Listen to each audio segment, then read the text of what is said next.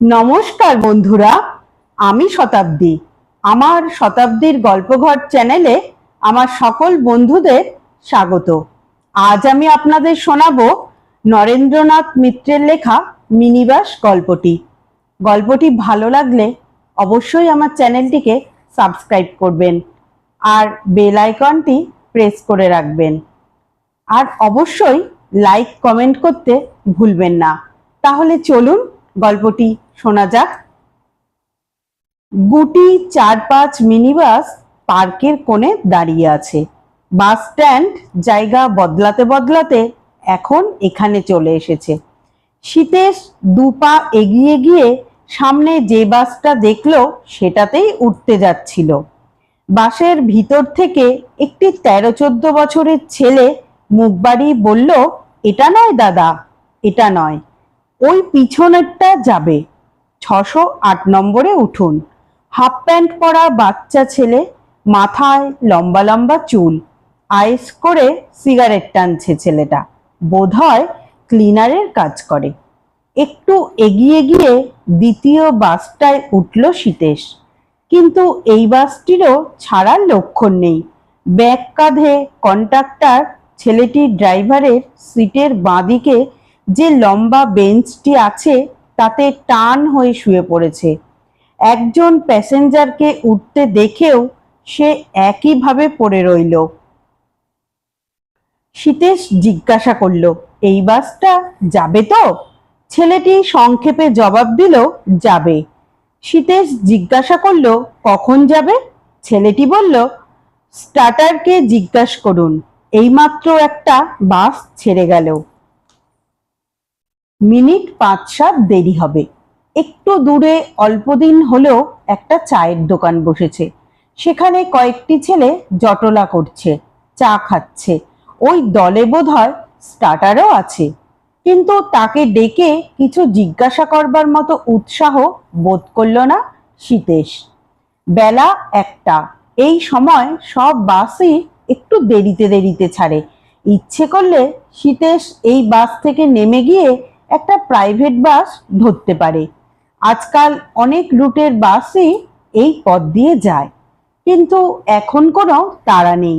উঠে যখন বসেছে আর নেমে গিয়ে কি হবে? 5-7 মিনিটের মধ্যে না হোক 10 মিনিটের মধ্যে তো ছাড়বেই। মিনিবাসে সাধারণত ওঠে না শীতেশ, ভাড়া বড্ড বেশি, সাধারণ বাসের চেয়ে 4-5 গুণ বেশি। যারা গোটা একটা ট্যাক্সিতে যায় কি শেয়ারে যাতায়াত করে তাদের পক্ষে কম, কিন্তু শীতেশের মতো সাধারণ বাস ট্রামের যাত্রীদের পক্ষে এই মিনিবাসে ওঠাও একটা বিলাসিতা। তবু মাসের প্রথমে মাইনেটা হাতে পেয়ে একটু বিলাসিতা করতে কারই না বা ইচ্ছে হয়। বাজার খরচটা আপনিই বেড়ে যায়, তখন কি আর হিসাব থাকে? চতুর্থ সপ্তাহে টানাটানি পড়বে, একটু হিসাব করে চলতে হয় বই কি শীতেশ গুপ্তকে। সংসারে পুরো মাসের আর্নিং মেম্বার সে একাই। বিধবা মা আছেন, আর আছে দুটি অনহুডা বোন। তারা বিয়ে পাস করে বসে আছে, চাকরিও হচ্ছে না। দেখতে সুশ্রী নয় বলে বিয়ের সম্বন্ধও তেমন আসছে না। তবে দাদাকে সাহায্য করার জন্য এদের চেষ্টার অন্ত নেই। ওরা টিউশনি করে, পার্ট টাইমের কাজটা যত কম মাইনেরই হোক আর কম মেয়াদেরই হোক পেলেই নিয়ে নেয়। ওদের কোনো অভিমান নেই। সংসারে ব্যয় সংকোচনের জন্য যথাসাধ্য চেষ্টা করে চিত্রা আর রমা। বোনেদের বিরুদ্ধে কোনো অভিযোগ নেই শীতেশের। তবু মাসের শেষে মেজাজ যেন অকারণে কি সামান্য কারণে বিগড়ে যায়, স্বভাব খিটখিটে হয়ে ওঠে। নিজের আচরণের কথা ভেবে তখন লজ্জিত হয় শীতেশ। মা আর বোনদের সঙ্গে মিষ্টি করে কথা বলে, সিনেমার টিকিট কিনে দিতে চায়। আচার ব্যবহারের এই বৈষম্য শুধু কি মাসের শেষ কটা দিনের মধ্যেই সীমাবদ্ধ থাকে? তা নয়, সারা মাসের মধ্যেই তা ছড়িয়ে থাকে। রাগটা দপ করে জ্বলে ওঠে, আবার খপ করে নিভেও যায়। কিন্তু সেই প্রজ্বলনের মুহূর্ত কটি বড় প্রখর। অসহায় 3টি নারী প্রায় মৌনভাবে শীতের সেই ক্রোধের দীপ্তি সহ্য করে। কিন্তু মনে মনে সবসময় যে তারা সীতেশকে ক্ষমা করে তা নয়। তাদের মুখ দেখলেই বোঝা যায় তারা ভিতরে ভিতরে একটি প্রতিবাদ পুষে রেখেছে। কিন্তু এখন মাসের এই প্রথম সপ্তাহে সীতেশের মন বেশ প্রসন্ন। সরকারি অফিসে আজ সেকেন্ড স্যাটারডে ছুটি। পুরনো বন্ধু রমেন আজ তাকে নিমন্ত্রণ করেছে। তার অফিস ছুটি বলে বেলা 1:30টায়। দুজনে মিলে আজ সারাটা দিন একসঙ্গে কাটাবে। রেস্টুরেন্টে খাবে, গল্প করবে, চৌরঙ্গি পাড়ায় সিনেমা দেখবে। ম্যাটিনি শোতে নয়, হয় সন্ধ্যায় না হয় নাইট শোতে। মা আর বোনেদের কাছে বলেই এসেছে সীতেশ। ফিরতে যদি রাত হয় চিন্তা করো না, রমেনও এখনো পর্যন্ত বিয়ে টিয়ে করেনি। তবে তার ওপর সংসারের এমন দায়িত্ব চেপে নেই। বিয়ে না করাটা ওর খেয়াল খুশির ব্যাপার। ওর কথাবার্তার ধরনে মনে হয় ওর পছন্দ মতো মেয়ে ঠিক করাই আছে, যে কোনো দিন বিয়ে করলেই চলে।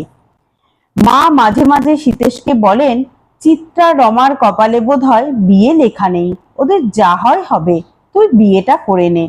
সীতেশ মনে মনে হাসে। মা যে মা, সেও ভদ্রতা করে ছেলের সঙ্গে।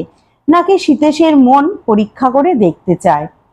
স্টার্টার বাঁশি বাজিয়েছে, এবার বাসটা ছেড়ে দেবে। হঠাৎ ছুটতে ছুটতে একটি মেয়ে এসে মিনি বাসের ভিতরে ঢুকলো। কন্ডাক্টর তাকে সাগ্রহে দরজা খুলে দিয়েছে। দেখেই ওকে চিনতে পারল সীতেশ। না, চিনবার কোনো কারণ নেই।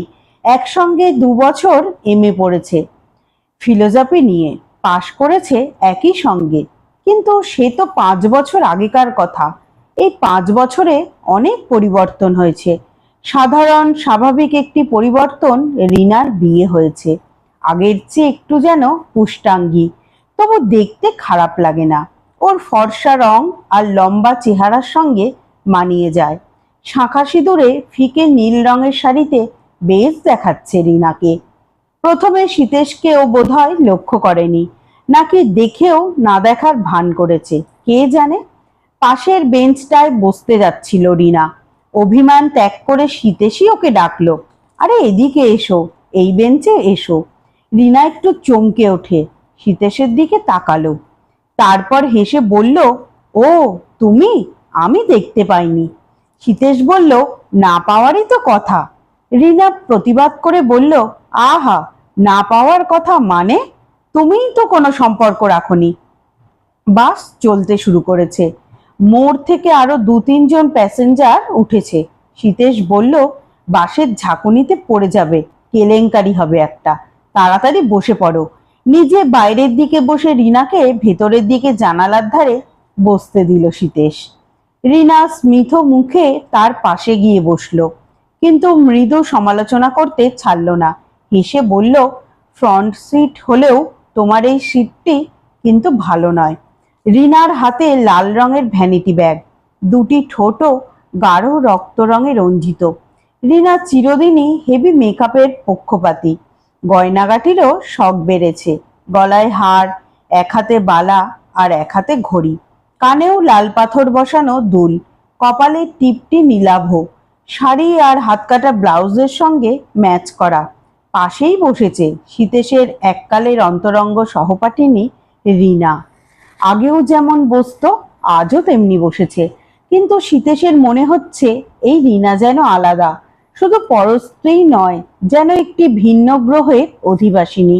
আর সেই জন্যই কি আকর্ষণ আর বিকর্ষণের এক মিশ্রিত অনুভূতি সীতেশের মন থেকে নড়তে চাইছে না। এই পাড়ারই মেয়ে রিনা, হাউজিং স্ট্রিটে থাকে, মানে থাকতো। এখন ওর বাবা মা এই পাইক পাড়াতেই আছেন। ও পাড়া বদল করে চলে গেছে বালিগঞ্জে। সীতেশ বলল, এখন যেন তোমার কি পদবি হয়েছে? রিনা বলল, আহা, যেন জানো না। সীতেশ বলল, শুনেছিলাম, ভুলে গেছি। রিনা বলল, তাহলে আর মনে করিয়ে দেব না, নামটা মনে রাখলেই যথেষ্ট, আর চেহারা চিনতে পারার জন্যে। সীতেশ বলল, নন্দী হয়েছে তাই না? চাটুর্যে থেকে নন্দী। রিনা হেসে বলল, সবই তো মনে আছে দেখছি, তবে কেন অত ভান করছিলে? সীতেশ হেসে বলল, বামন থেকে কায়েতি যদি হতে পারলে বৈদ্য হতে ক্ষতি কি ছিল? ভঙ্গিটা তামাশার। রিনাও তেমনি কৌতুকের ভঙ্গিতে জবাব দিল, হব বলে তো অপেক্ষা করে বসেছিলাম, হতে দিলে কই? সবই ঠাট্টা আর তামাশা। দুজনের মধ্যে যে বন্ধুত্ব ছিল তাতে গভীর প্রেম কি বিয়ের কোনো প্রতিশ্রুতি ছিল না? না উচ্চারিত না অনুচ্চারিত। পার্কের পাশ দিয়ে, বিশেষ করে অর্কিড উদ্যানের কাছাকাছি এসে রাস্তাটা খুবই খারাপ হয়ে গেছে। জায়গায় জায়গায় গর্ত, বাস সেই গর্তের মধ্যে পড়ে আবার ওঠে। তাল সামলাতে না পেরে রিনা বারবার তার গায়ে ঢলে পড়ছিল। একবার বলল, কি রাস্তাই না হয়েছে, তোমরা থাকো না এ পাড়ায়, একটা ব্যবস্থা করতে পারো না? সীতেশ বলল, আমরা কি ব্যবস্থাপক নাকি? এমন সময় কন্ডাক্টর এসে টিকিট চাইল। সীতেশ উঠে দাঁড়ালো। ট্রাউজারের হিপ পকেট হাত দিয়ে ছোট একটা ব্যাগ বার করলো। তারপর একখানা 5 টাকার নোট বাড়ি দিয়ে বলল, একখানা এসপ্ল্যানেড। হঠাৎ তার খেয়াল হলো সঙ্গে রিনাও রয়েছে। তাড়াতাড়ি শুধরে নিয়ে বলল, আরে তুমি কোথায় যাবে? কিন্তু ততক্ষণে যা হবার তা হয়ে গেছে। রিনা তার ব্যাগ থেকে 10 টাকার নোটখানি বের করে ফেলেছে। 5 টাকার নোটখানা কেড়ে নিয়ে তার হাতে 10 টাকার নোটটা গুজে দিয়ে বলল, একখানা না, দুখানা এসপ্ল্যানেড। তারপর সেই 5 টাকার নোটখানা জোর করে ফেরত দিল সীতেশকে। সঙ্গে সঙ্গে 1 টাকা 5 পয়সার টিকিটখানাও। সীতেশ বলল, এ কি হলো? তুমি কেন কাটতে গেলে? রিনা বলল, তাতে কি হয়েছে? আগে আগে তুমি তো রোজই বাস ফেয়ার দিতে, ট্যাক্সি ফেয়ারও দিয়েছো 2-1 দিন, আজ না হয় আমি দিলাম। সামান্য একখানা টিকিটই তো, রেখে দাও। তারপর একটু হেসে সীতেশের দিকে তাকিয়ে বলল, আধ ঘন্টার জন্য থাকুক না হয়, একটু সুভেনির। সীতেশ গম্ভীর হয়ে রইল। কি বলবে ভেবে পেল না। কিন্তু সারাটা পথ কথা বলতে বলতে চলল রিনা। নিজের ঘর সংসারের কথা, স্বামীর কথা, শ্বশুর শাশুড়ির কথা। তারা চান এখনই নাতি নাতনির মুখ দেখতে, কিন্তু রিনা আর দিলীপের ইচ্ছা আরো 2-1টা বছর যাক। তাদের ডোভার লেনের বাড়িতে নিমন্ত্রণ করলো সীতেশকে। যেও একদিন, তাড়াতাড়ি যেও। কোথায় হঠাৎ বদলি করে দেবে তার তো ঠিক নেই। স্টেট ব্যাংকের অফিসার গ্রেডে কাজ করে দিলীপ, মোটা মাইনের চাকরি। এক ফাঁকে রিনা সে কথা শুনিয়েছে সীতেশকে।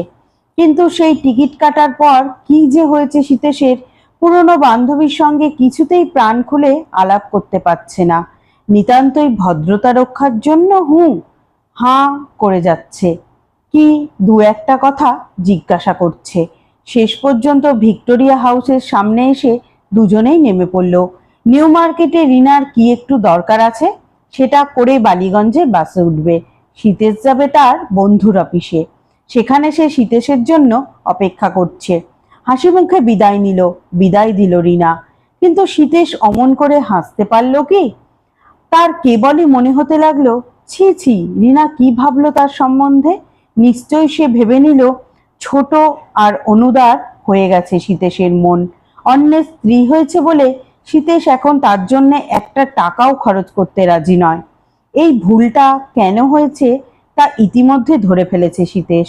অফিসে যাওয়ার সময় সাধারণ বাসে কোনো বন্ধু কি খুবই চেনা কোনো প্রতিবেশী উঠলে সীতেশ তার জন্য টিকিট কাটে, কিন্তু মিনি বাসে তারা যখন ফের ওঠে কেউ কারো জন্য টিকিট কাটে না, কেউ তার প্রত্যাশাও করে না।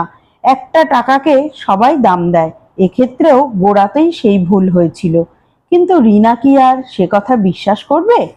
নমস্কার বন্ধুরা, গল্পটি এখানেই শেষ হলো।